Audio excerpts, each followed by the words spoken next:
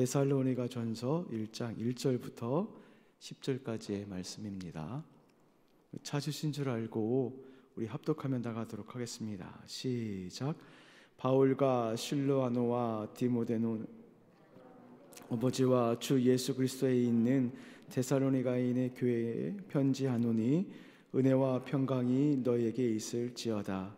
우리가 너희 모두로 말미암아 항상 하나님께 감사하며 기도할 때 너희를 기억함은 너희의 믿음의 역사와 사랑의 수고와 우리 주 예수 그리스도에 대한 소망의 인내를 우리 하나님 아버지 앞에 끊임없이 기억함이니 하나님의 사랑하신 바는 형제들아 너희를 택하심을 아노라. 이는 우리 복음이 너에게 말로만 이른 것이 아니라 또한 능력과 성령과 큰 확신이로 된 것임이라. 우리가 너희 가운데서 너희를 위하여 어떤 사람이 된 것은 너희가 아는 바와 같으니라. 또 너희는 많은 환난 가운데서 성령의 기쁨으로 말씀을 받아 우리와 주를 본받는 자가 되었으니 그러므로 너희가 마게도냐와 아가야에 있는 모든 믿는 자의 본이 되었느니라. 주의 말씀이 너희에게로부터 마게도냐와 아가야만 들릴 뿐 아니라 너희 믿음의 소문이 각처에 퍼졌으므로 우리는 아무 말도 할 것이 없노라. 그들이 우리에 대하여 스스로 말하기를 우리가 어떻게 너희 가운데서 들어갔는지와 너희가 어떻게 우상을 버리고 하나님께로 돌아와서 살아계시고 참되신 하나님을 섬기는지와 또 죽은 자들 가운데서 살아신 그의 아들이 하늘로부터 강림하실 것을 너희가 어떻게 기다리는지를 말하니 이는 장래에 노하심에서 우리를 건지시는 예수시니라. 아멘. 우리는 이번 주간 동안에 데살로니가 전서를 이렇게 묵상을 하게 되죠. 데살로니가 교회는 바울이 2차 전도 여행 때 세워진 교회입니다. 이 바울이 1차 전도를 마쳤어요. 1차 전도는 아시아 지역, 지금으로 말하면 터키 지역을 전도를 했고 2차 여행을 준비하면서 바울이 어떤 마음을 먹었냐면 1차 전도했던 교회를 대상으로 더 굳건하게 해야 되겠다는 그런 마음을 먹었습니다. 근데 성령님께서 그 길을 막았죠.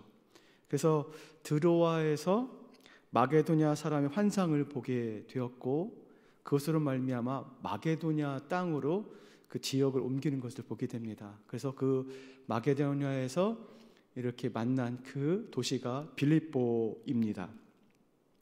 바울은 빌립보에서 복음을 전했어요. 근데 계속해서 핍박이 따라왔고 고난이 따라왔기 때문에 빌립보를 떠나야만 했습니다. 그리고 간 지역이 어디냐면 데살로니가 지역입니다. 사도행전 17장은 데살로니가 교회가 어떻게 세워지는지를 좀 이야기를 해주고 있는데 바울이 그 데살로니가에서 머물렀던 복음을 전했던 날수가 나오는데 새 안식일 동안 복음을 전했다고 나옵니다. 새 안식일 동안 복음을 전했다고 나오는데요. 이것을 꼭 새 안식일 동안만 전하는 것이 아니라 약 3개월 정도 데살로니가 그 지역에 머물면서 복음을 전했고 교회를 세웠던 것을 알 수가 있습니다. 이렇게 세워진 데살로니가 교회의 구성원들은 어떤 사람들이었냐면은 대부분 이방인들입니다. 헬라인 기부인도 있었지만 또 가난한 사람들이 대부분이었습니다. 그런데 이렇게 데살로니가 교회를 세웠는데도 불구하고 계속해서 유대인들의 핍박이 있고 고난이 따르게 됩니다. 그래서 그 지역을 급하게 또 이렇게 나올 수밖에 없습니다.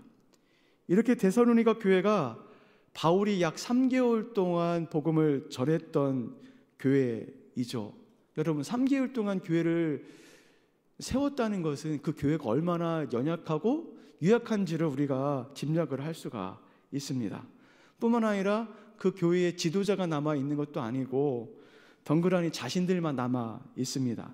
뿐만 아니라 설상가상으로 그 교회 가운데 계속해서 유대인들의 핍박이 있었기 때문에 오늘 본문 6절에 보면 많은 환난 가운데 있었다라고 말씀을 하고 있죠. 이런 데살로니가 교회를 향해서 바울이 어떤 심정을 가지고 있겠습니까? 많은 걱정이 있었을 거예요. 그래서 그 걱정된 마음을 가지고 편지를 쓴 것이 데살로니가 전후서입니다. 저도 사역지를 많이 거쳐왔어요. 근데요, 유독 생각나는 교회가 있어요. 유독. 제가 두 번째 사역했던 그런 사역지인데 그 교회는 어려워요. 성도님도 별로 없으시고 제가 중고등부랑 청년부를 맡아서 했는데 제가 6년 동안 그 교회에서 사역을 했습니다.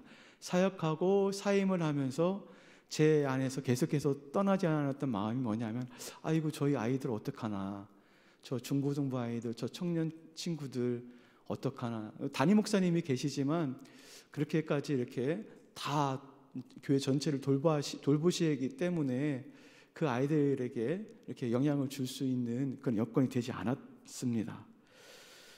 이렇게 바울 역시도 초신자들을 세워서 3개월 동안 사역을 하고 떠나니까 얼마나 생각이 많았을까요? 바울의 마음이 2절에 잘 나타나 있습니다. 뭐라고 말씀하냐면 기도할 때마다 너희를 기억한다. 기도할 때마다 생각나는 사람이 있는 거예요. 생각났던 교회가 있는 거예요. 그 교회가 바로 데살로니가 교회였습니다. 왜요? 너무 어렵기 때문에. 그런데 놀라운 일이 있습니다. 무엇이냐면 데살로니가 교회가 바울이 생각했던 것과 같이 유약한 교회가 아니었다는 것입니다. 오늘 본문에 보면은 최소한 3가지 면에서 아주 잘 성장했던, 잘 감당했던 교회인 것 같습니다. 우리 3절 말씀에 보니까 믿음의 역사가 있던 교회였고, 사랑의 수고가 있던 교회였고, 그리스도 예수에 대한 소망이 있는 교회였습니다. 여러분, 이 3가지 믿음의 역사, 사랑의 수고, 그리스도에 대한 소망은요, 교회가 교회다운 표지입니다. 첫 번째로 데살로니가 교회는 믿음의 역사가 있는 교회, 믿음의 역사. 교회는 믿음의 역사가 끊임없이 나타나야 합니다. 믿음의 역사가 나타나는 것은 무엇을 의미하냐면 믿음의 확신과 믿음의 행동을 통해서 하나님의 일들이 나타나는 교회. 그 믿음 때문에 그 말씀을 지키고 말씀을 생활 가운데 행동함으로 그 하나님을 경험하는 거예요. 그 하나님을 경험함으로 나타나는 그것들이 풍성하게 그 역사로 나타나는 교회가 바로 믿음의 역사가 있는 교회입니다. 저는 남산교회에 와서 많은 분들을 만나면서 많은 이야기를 들어요. 어떤 이야기를 듣냐면 그분 가운데 나타났던 하나님의 역사를 그분들이 이야기하는 것들을 종종 듣게 됩니다. 저분들이 어떻게 저렇게 하나님을 만났지? 그리고 그 하나님을 만난 것을 통해서 그 믿음이 풍성해지고 또 그분들을 통해서 주변 사람들의 영향력을 끼치는 것들을 많이 보게 됩니다. 저 역시도 그 하나님을 많이 이제 경험을 하게 돼요. 저는 묵상을 통해서 많이 하나님을 경험하고 그 하나님으로부터 오는 위로를 많이 받게 돼요. 그럼 어떤 일이 발생하냐면 그 하나님의 역사가 그 말씀의 제 속에 들어감으로 인해서 그 역사가 나타나게 되는 것을 볼 수가 있습니다. 여러분 삶에서 현재 믿음의 역사가 나타나고 있는지 한번 살펴보았으면 좋겠습니다. 하나님의 살아계심을 경험하고 있는지 한번 살펴보았으면 좋겠습니다. 교회는요, 성도는요, 날마다 하나님을 경험해야 되고 그 경험된 하나님이 나타날 때 그 살아있는 교회로서의 모습을 드러낼 수가 있습니다. 두 번째로 데살로니가 교회는 사랑의 수고가 있었던 교회였죠. 사랑의 수고. 사랑의 수고 역시도 교회의 표지이죠. 이 사랑이 달콤하기만 하질 않아요. 사랑이 달콤하다고 하는 것은 인생을 덜 살아본 사람들이 하는 말입니다. 사랑은 달콤도 하지만 고난이 있기 때문에 쓰기도 하죠.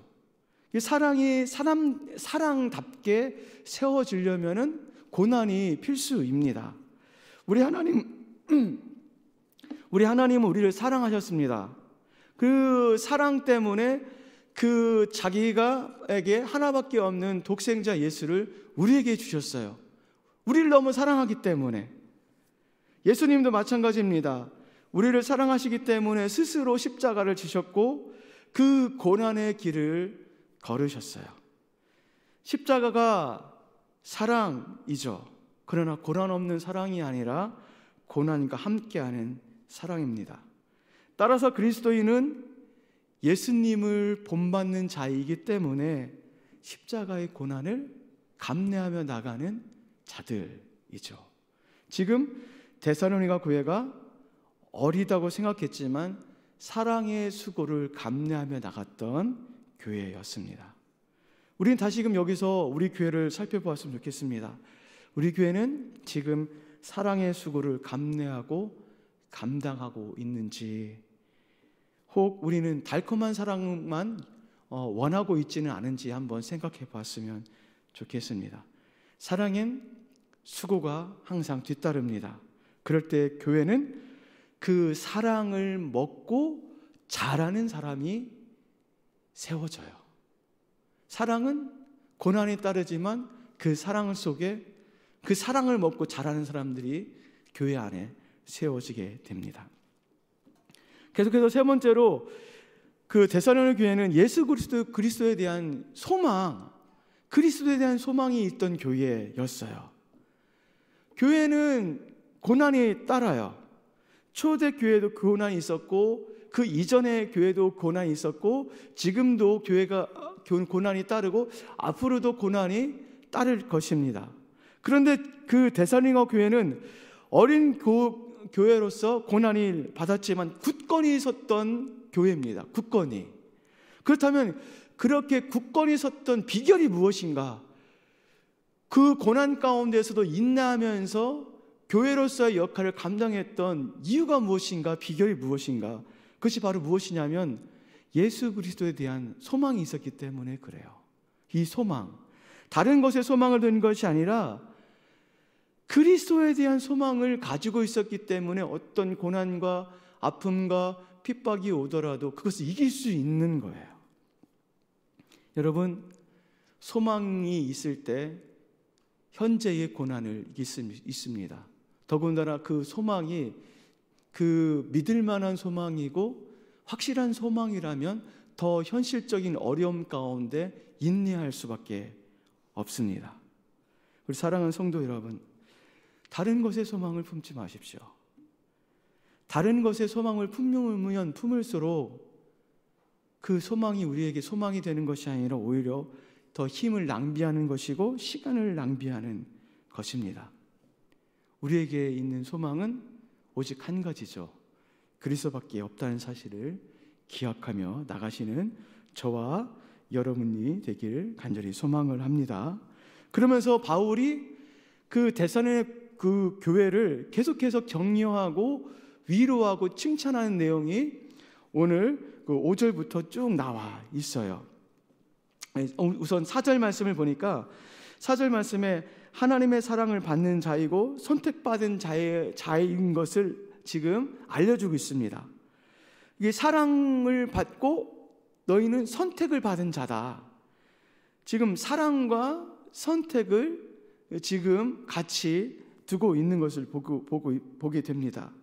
지금 데살로니가 교회가 하나님을 선택받는 자이기 때문에 사랑을 받는 자이고 사랑을 받았기 때문에 선택받은 자였다는 것을 알려주면서 지금 격려를 하고 있습니다. 그리고 5절 말씀에는 데살로니가 교회가 선택받은 자라는 것을 입증을 해주고 있어요. 확증을 시켜주고 있어요. 어떻게 해요?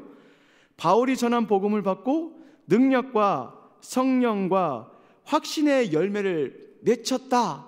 너희가 지금 우리의 복음을 받아서 능력을 또 성령을 그 확신의 열매를 맺혔다라는 것을 지금 이야기를 해주고 있습니다. 이거 좀 전에 이야기를 했죠.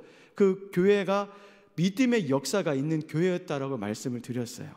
하나님의 역사가 그 교회 가운데 나타나고 있는 거예요. 무엇을 통해서? 복음을 받아들이는 말미암아. 그러므로 그 교회가 죽은 교회가 아니라 어떤 교회냐면 살아있는 교회예요. 역동적인 교회예요.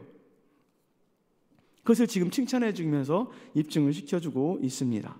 그리고 7절 말씀에 보면 데살로니가 교회는 믿음의 좋은 소문을 냈던 교회라는 것을 바울이 또 칭찬을 해주며 말씀을 해주고 있습니다. 7절 말씀해 보니까 너희가 마게도냐와 아가야에서 믿음의 소문이 났다. 이 마게도냐는요, 그 유럽에 있는 그 지역을 의미를 하고요, 이 아가야는 그리스도 지역을 의미를 합니다. 지금 그 넓은 지역 가운데에 그 무슨 소문이 났냐면은 이 데살로니가라는 그 작은 도시, 그 도시에 그 사람들, 그 믿음의 사람들이 믿음을 잘 지켜 나가고 있다라는 그 소문이 전역에 퍼졌다는 거예요. 지금으로 말하면 이 창원 땅에 남산교회가 있는데 이 남산교회의 믿음의 소문이 어디까지 퍼졌냐면 서울까지, 경상도를 뛰어넘어서 서울까지 퍼졌다는 것을 의미를 합니다. 여러분, 나쁜 소식은요 진짜 빨리 퍼져요. 뉴스를 보면은 좋은 소식보다 나쁜 소식이 엄청나게 전파력을 따라서 퍼져나가는 것을 보게 됩니다. 근데 좋은 소식은 잘 퍼져나가지 않아요. 그런데 이 좋은 소식이 지금 많은 지역 가운데 퍼져나갔다는 것을 보면 데살로니가 교회가 굳건한 믿음을 가지고 있었던 교회인 것이 확증이 됩니다. 그것을 지금 바울이 칭찬을 해주고 있습니다. 우리 사랑하는 남산교회 지체 여러분, 우리 교회는 어떤가요? 교회가요, 교회 되어지는 것이 성도 수에 있지 않고 교회의 면적에 있지 않고 교회가 얼마나 오래됐느냐가 문제가 되질 않아요. 교회가 교회되는 지표는요 다른 것에 있는 것이 아닙니다. 끊임없이 살아계신 하나님의 역사가 나타나는 교회. 우리 사랑방이 될 수 있는 그 지표는 무엇이냐면 그 사랑방 가운데 끊임없이 하나님을 경험하고 하나님의 역사가 나타나는 사랑방이 되었을 때 그 사랑방이 살아있는 사랑방입니다. 우리 가정, 우리가 살아있는 그리스도인답게 살 수 있는 방법은 무엇이냐면 우리 가운데 끊임없이 살아계신 하나님이 나타나느냐, 그것이 지표가 될 줄 믿습니다. 데살로니가 교회는 작은 교회였고 연약한 교회였지만 살아있는 교회였음을 오늘 바울이 분명히 이야기를 해주고 있습니다. 그들은 믿음의 역사가 있었고요, 사랑의 수고가 있었고요, 그리스도에 대한 소망이 있었던 교회였고 그 수많은 환난 가운데서 능히 이기고 거뜬히 이겼던 그런 교회였습니다. 그럼 어떻게 그렇게 능력을 나타내며 살아계신 그 하나님의 역사가 나타나는 교회가 될 수 있었을까요? 그것은 말씀의 능력을 믿었기 때문에 그래요. 여러분, 하나님의 말씀을 믿는 자에게 나타나는 것 중에 하나가 바로 하나님의 말씀을 경험하는 것입니다. 우리가 말씀을 살아가는 것이 참 어려워요. 이 땅 가운데 세상 속에서 말씀을 적용하며 살아가는 것이 어려워요. 그런데요, 적용해 보십시오. 말씀대로 살아보십시오. 그러면 반드시 따라오는 것이 있습니다. 그것은 무엇이냐면 하나님을 경험하는 거예요.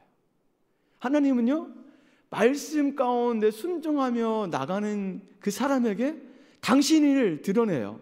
당신을 나타내요. 살아있는 교회는요, 어떤 교회입니까? 끊임없이 하나님을 경험하는 교회입니다. 우리 사랑하는 남산의 지체 여러분, 우리 모두가 하나님의 역사를 경험함으로 말미암아 이 남산의 교회가 하나님의 역사가 나타나는 교회가 되길 주님의 이름으로 축원을 드립니다.